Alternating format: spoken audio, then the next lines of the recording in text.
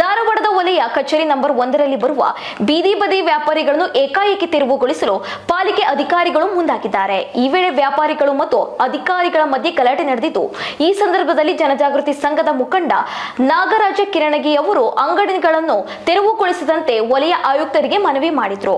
ಆದರೆ ವಲಯ ಆಯುಕ್ತರು ಕರ್ತವ್ಯಕ್ಕೆ ಅಡ್ಡಿಪಡಿಸಿದರೆ ದೂರು ದಾಖಲು ಮಾಡಲಾಗುವುದು ಎಂದು ಎಚ್ಚರಿಕೆ ನೀಡಿದ್ರು. ಇನ್ನು ಇದೇ ಸಂದರ್ಭದಲ್ಲಿ ವ್ಯಾಪಾರಸ್ಥರು ಹಾಗೂ ಜನಜಾಗೃತಿ ಸಂಘದ ಪದಾಧಿಕಾರಿಗಳು ಬೀದಿ ಬದಿ ವ್ಯಾಪಾರಿಗಳಿಗೆ ಪ್ರತ್ಯೇಕ ಜಾಗದ ವ್ಯವಸ್ಥೆ ಮಾಡಿಕೊಡುವಂತೆ ಆಗ್ರಹಿಸಿದ್ರು.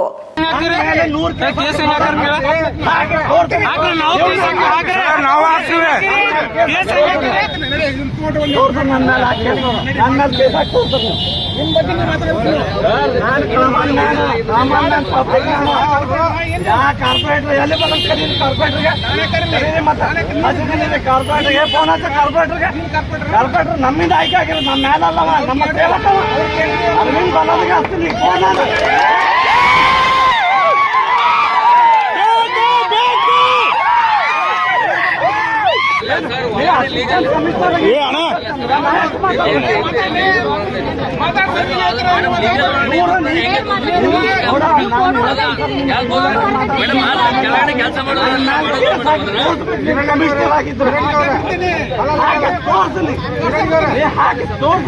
ಮಾತಾಡ್ತೀನಿ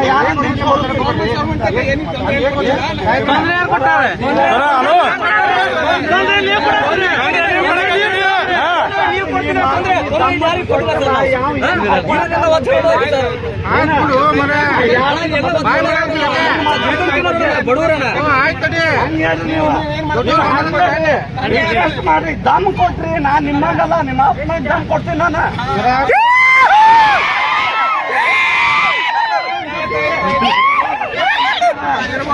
ನಾನು ಧಾರವಾಡದಾಗ 20 ವರ್ಷ ರಿಪೋರ್ಟ್ ಕೆಲಸ ಮಾಡಿ ನನಗೆ ಹೇಳಕ್ ಹೋಗ್ಬೇಡ್ರಿ. ಆ ರಿಪೋರ್ಟರ್ ಬೇರೆ, ಈ ರಿಪೋರ್ಟರ್ ಬೇರೆ.